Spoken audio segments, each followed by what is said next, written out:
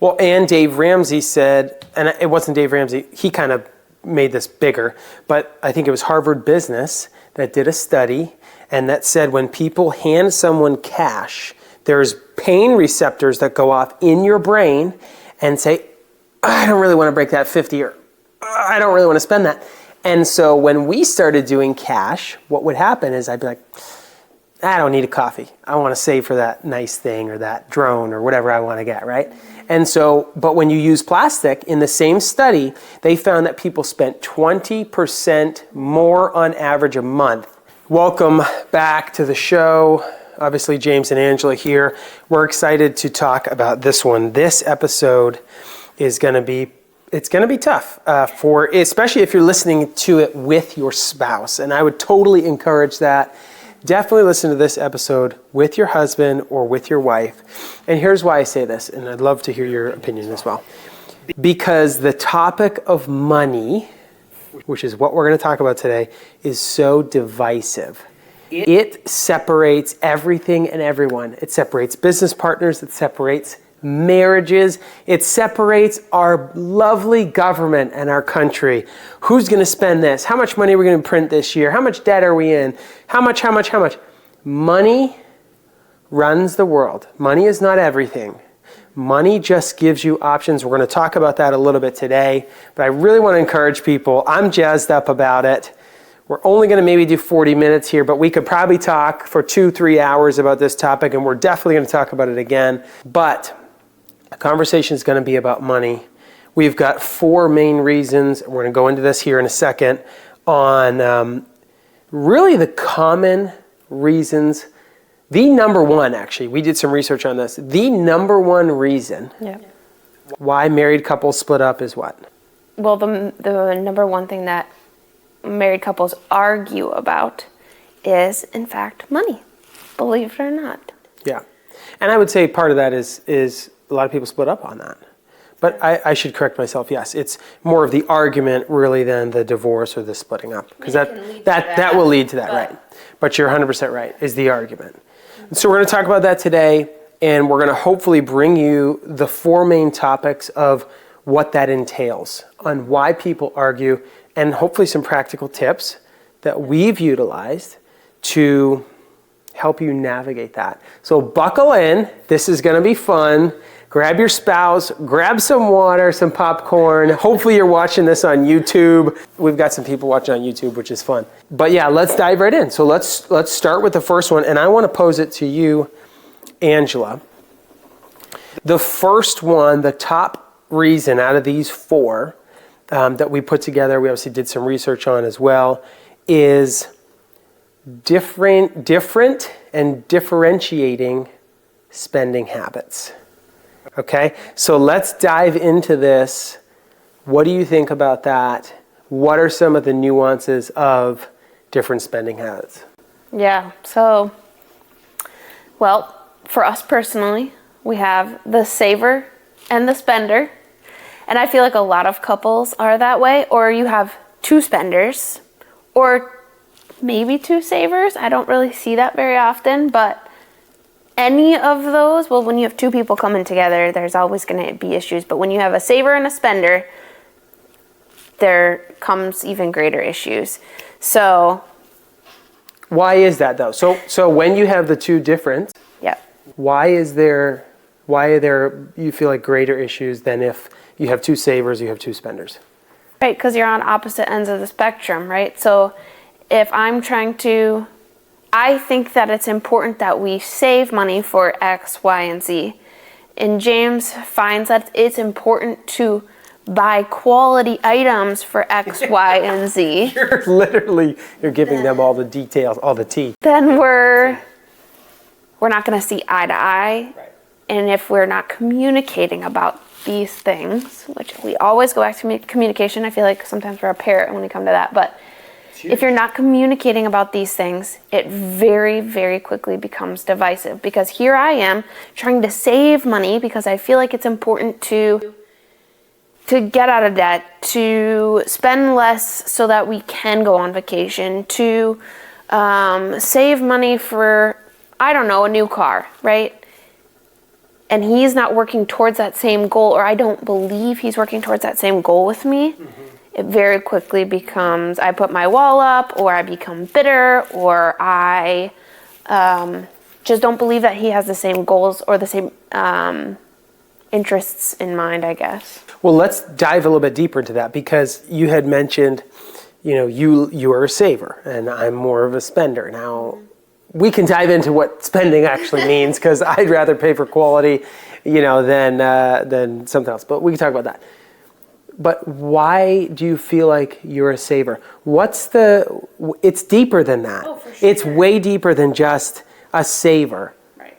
Is there trauma there? Yeah. What is it that makes you us so who we are. passionate about a saver? Now, we can't talk to everybody out there, but I think everybody that's a saver and everybody that's a spender, there's an underlying, I don't want to say issue or challenge, but there's something underneath, well, I'm just a spender, or I'm just a saver. And I will always be that way. Right. What do you think that is for you? For me personally, it's definitely background, some traumatic things, but I think just and I can't speak for all women because I know there's women that are spenders too, but for me, it's maybe a little bit of fear too, like, what if this scenario happens? What if I want to be prepared as the one that's staying home and that feels responsible for our home and the things in it? I want to make sure that I set us up for success, even if everything goes kaput and we, worst case, we lose everything, we lose the business, we have to sell everything. I want to make sure that we are taken care of. So it definitely comes probably from fear and some, I don't know if trauma is the right word, but just some of my upbringing and some things that happened with my parents. There's definitely this, I need to make sure that aspect. Yeah, So really the word that I hear is security. for sure. And I think a lot of women are like that. Not all, but I think a lot of women, a lot of men are like that too. But I know a lot of women that a lot of their trigger point to their husband getting into business or being an entrepreneur or trying something new is security. And we talked about this in our other episode. Our story is you didn't truly, and I know you'd be okay with me saying this, but I don't think you truly got on board with me being an entrepreneur until you started to see a paycheck, until you started to see money come in, because security is something that that you value. So if you've got these two different people, these different spending habits, what are some things that you and I have done to really focus when it comes down to it? I'm thinking of a couple specific points, but what are some specific examples that you could give and talk to people about, and ways that we came together of maybe James curbed his spending and Angela increased her spending. Right, freedom. Right. So what would be some practical stuff and some maybe examples? The number one thing that comes to mind is to set a budget together.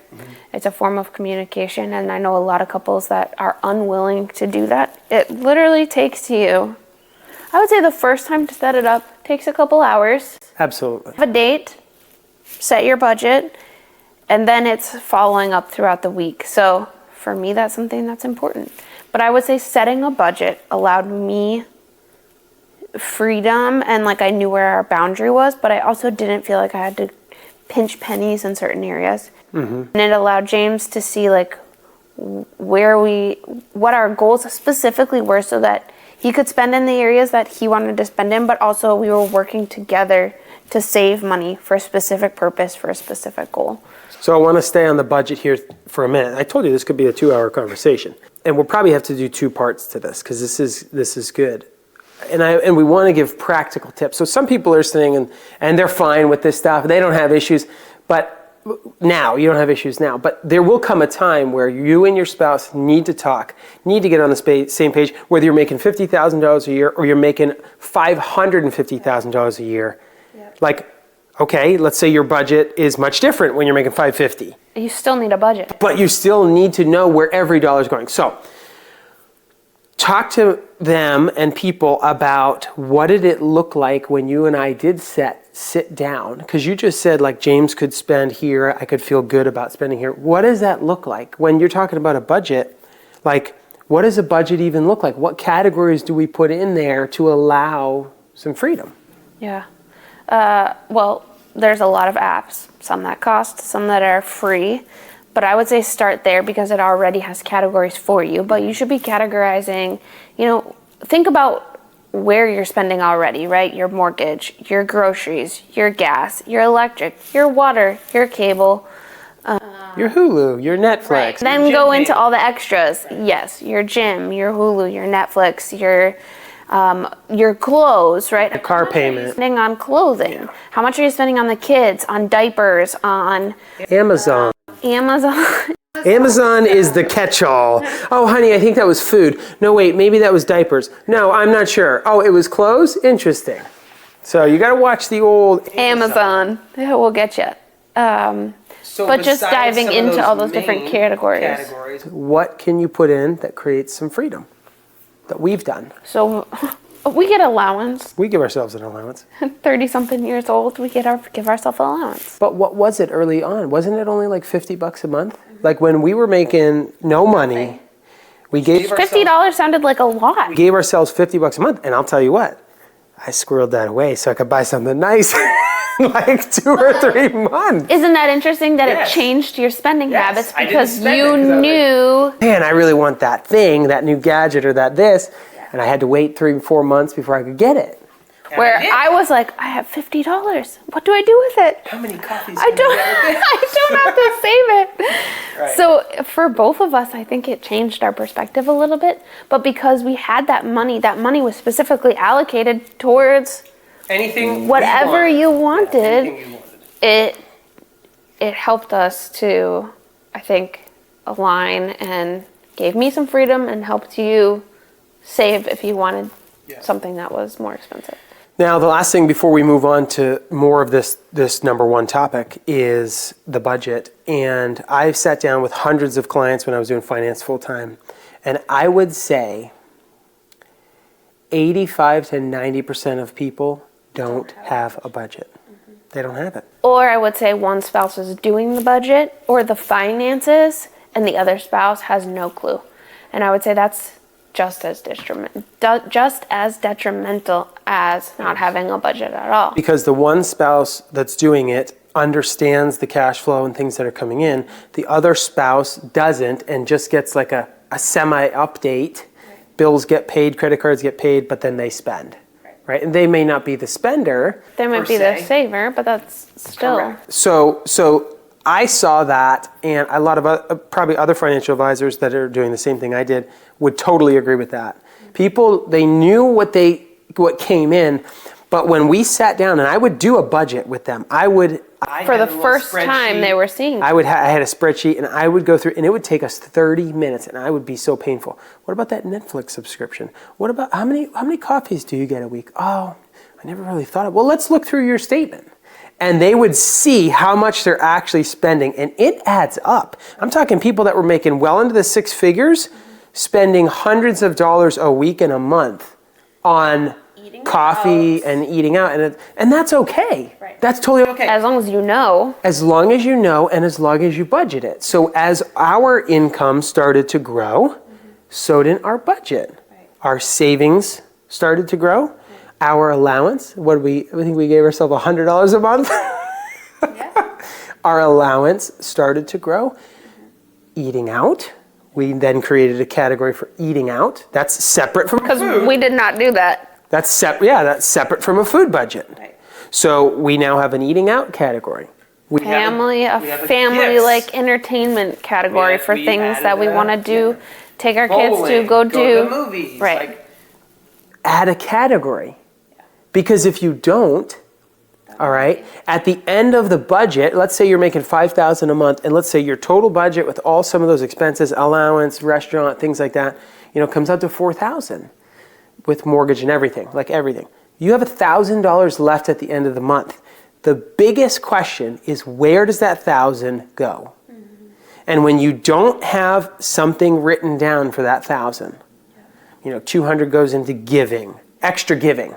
Right? We tithe, so that's already a budget. That's already a line item, a priority item. $200 goes to giving.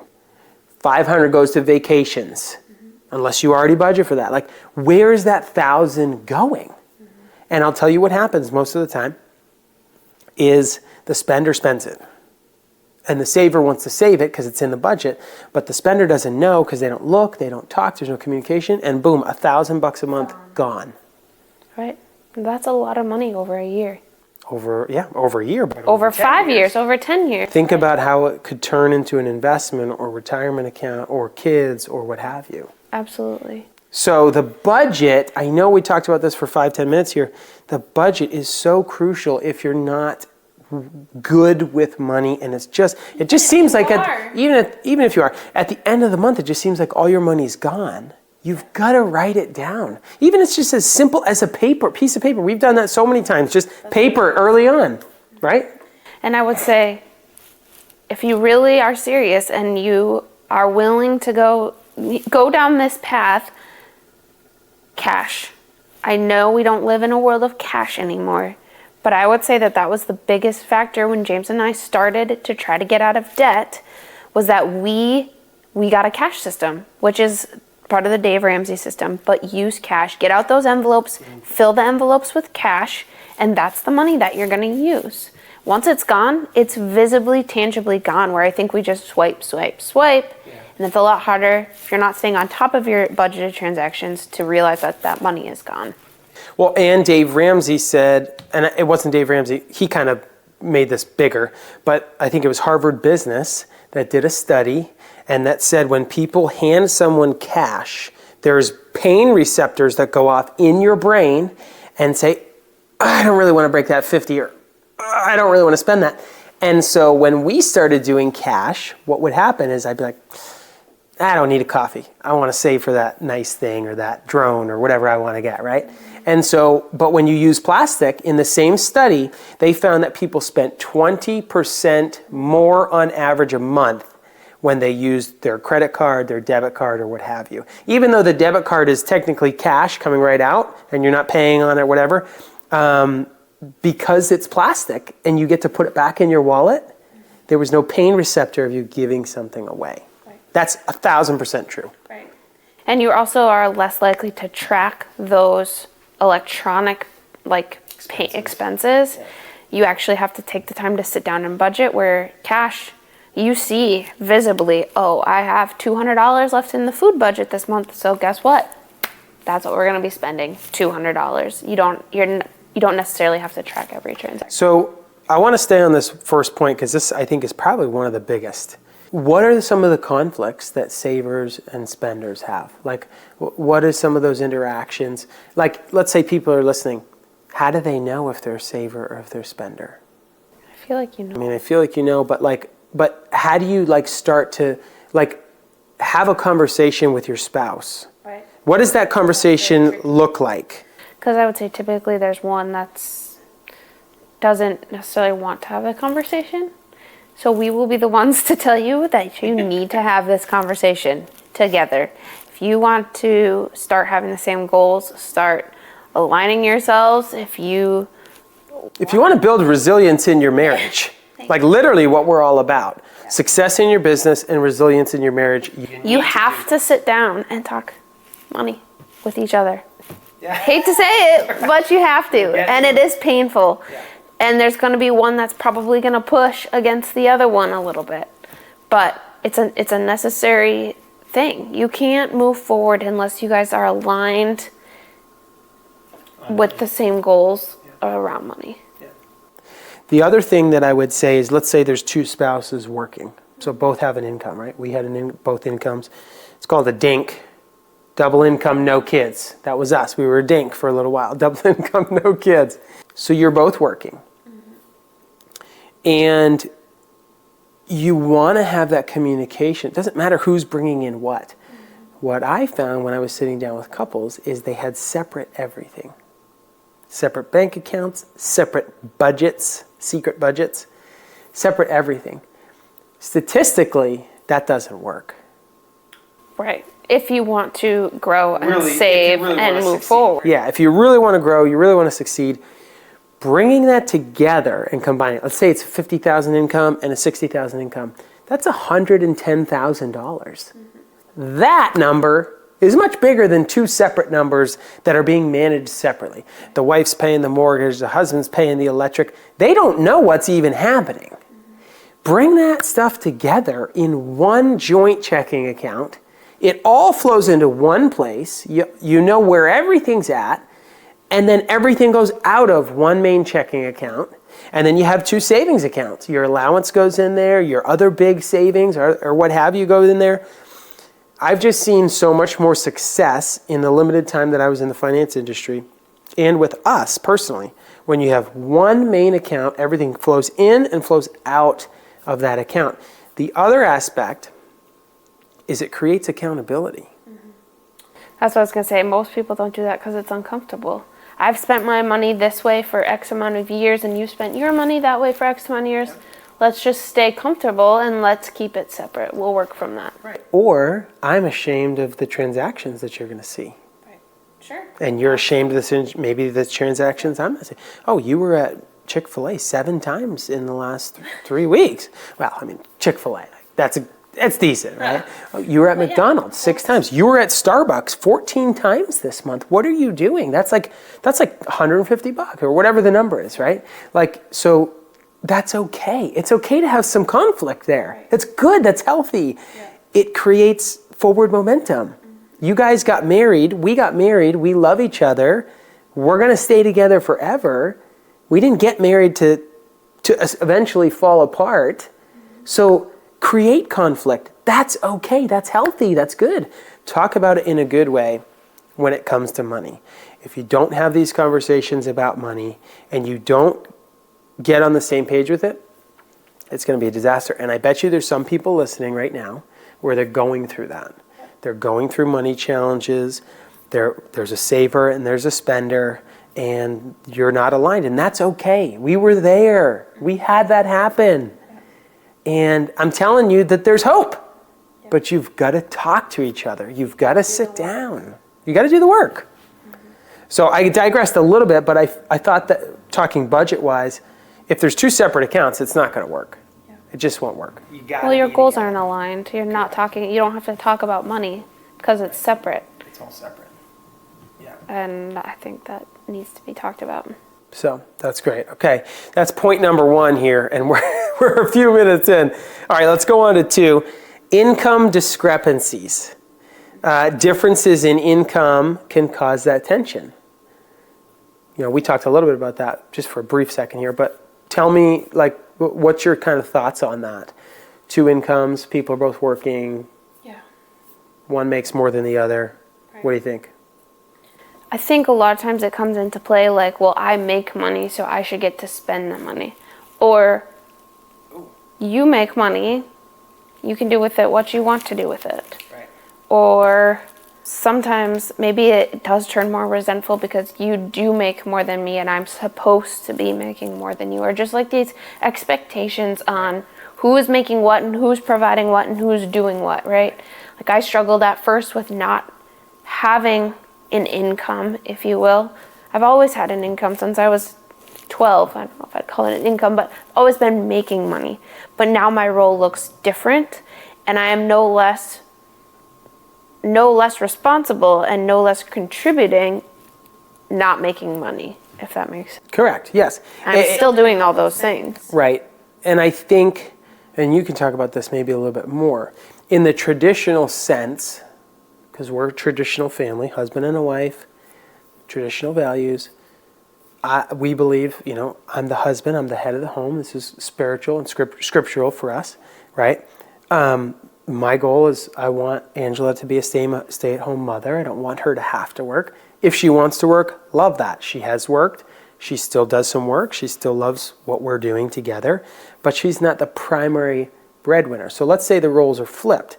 If I'm a man, I think every man truly has a inner design as we were created to have an inner design as a man to work. Mm-hmm. Provide. Right? Provide, be the security of our home, be the man, right? And we've lost that, I think, in society a little bit. But I say that because there's nothing wrong with a woman being a fantastic business leader, a fantastic teacher, and making a lot of money. Girl, if you make more money than me, let's go. right? It doesn't bother me at all. But it might bother somebody. But it might bother some people. And I know some couples like that where the wife makes more than the husband, and that creates tension and friction because the husband is wanting to try to lead the family, but the wife makes a ton and is doing well financially. But if she's doing that, typically the wife, I don't want to put generalities, but is a type A person, is a real go-getter, and kind of has that natural wearing of the pants, if you will, wearing of the pants in the relationship.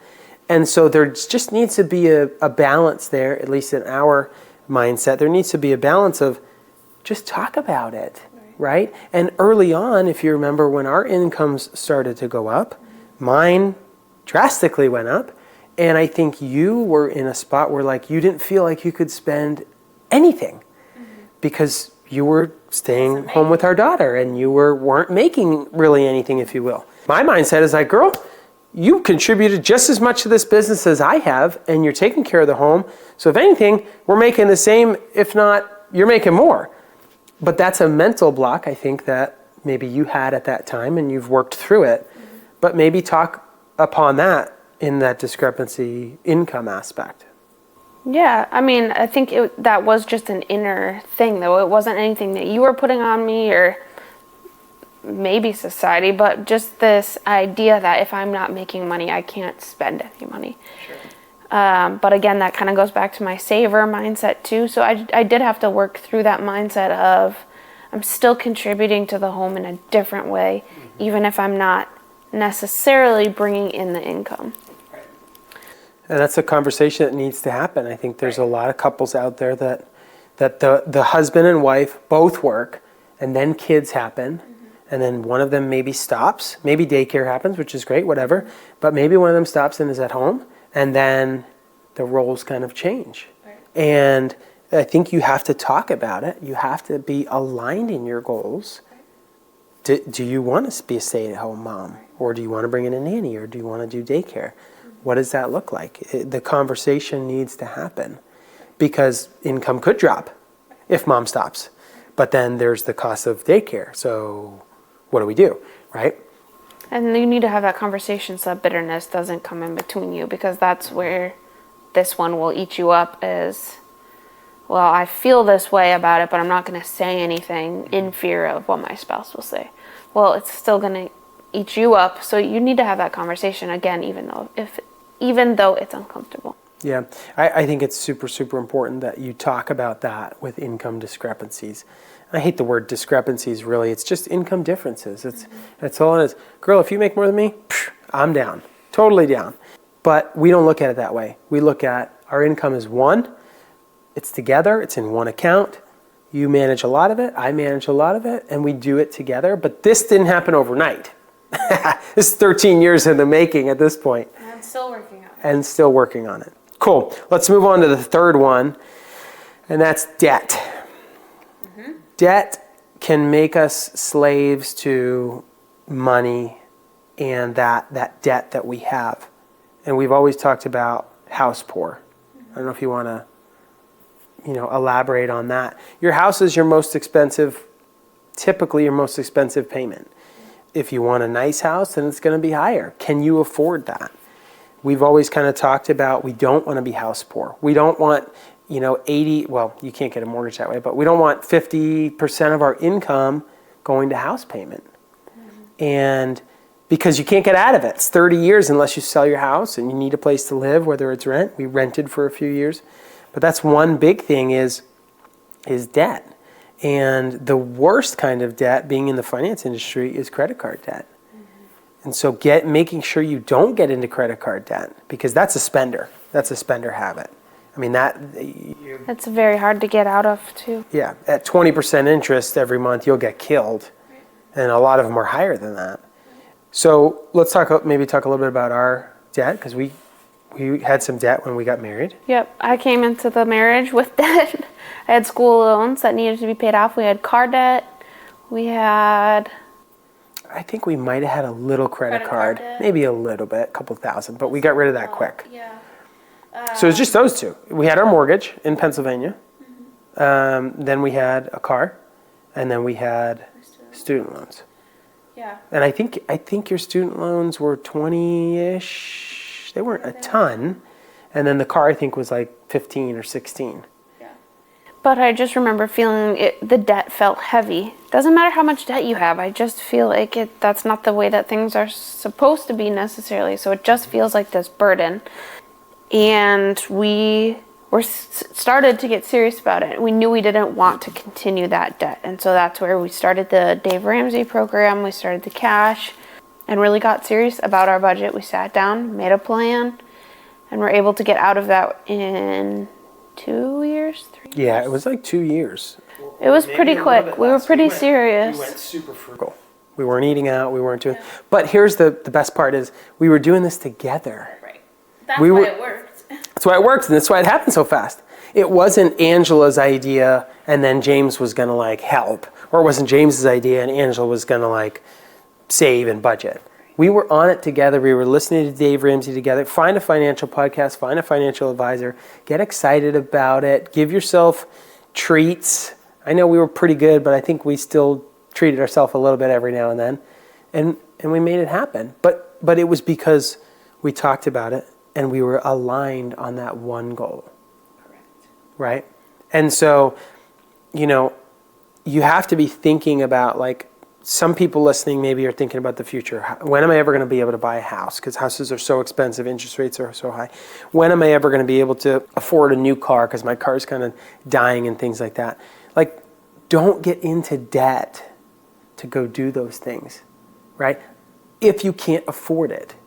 If you are very well budgeted and you have excess income coming in, then that's a calculated decision. Yeah, you should be saving for those things. Right. And you should be saving that cash for a good down payment so that you can afford, so that your $250 a month payment on a car isn't $600 a month and now you're strapped every month and you can't do a vacation or you can't go out with a friend or what have you.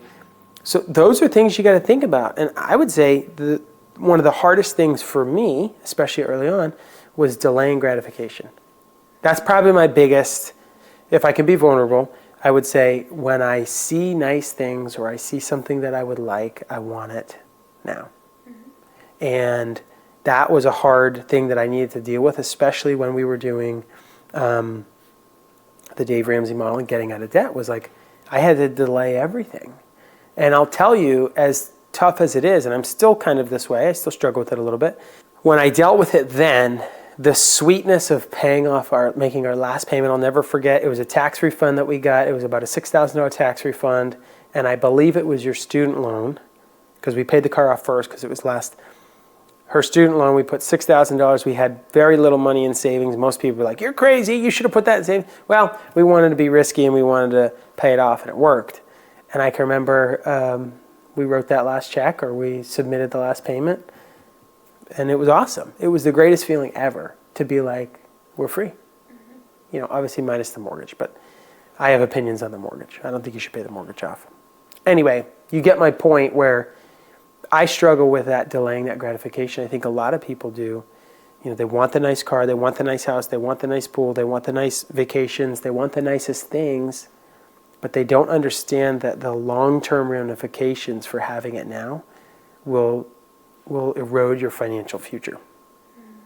And I struggle with that still. Yeah, it can be a challenge. And I think knowing what to pay off, when to pay off, all of those things, again, you have to communicate and be aligned on those goals. Otherwise, it will never work. If you're paying a little off on this, a little off on that, I don't believe, if there's no system to it, you're not going to get anywhere. Yeah, 100%. Again, it goes back to doing some budgeting, talking about the goals and dreams, communicating.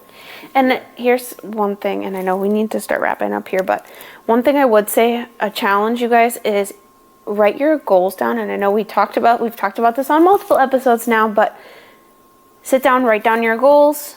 He writes down his goals, and then we sit down and figure out where our goals are aligning and which ones we want to pursue together. Because until you have that written down and you're pursuing the same goals together, you're moving in different directions. You're never going to get there. So you need to sit down, figure out how to align your goals, what goals do align, and which goals can kind of wait and then pursue those together, because those are the ones that you're going to hit. And it's similar to the budget, right? If your budget is way whacked and you're not aligned in the budget, Where you want to spend money, what debts you want to pay down, what your goals are. Yep. but I would say it needs to be written down, whether it's on an app, on a spreadsheet, on paper.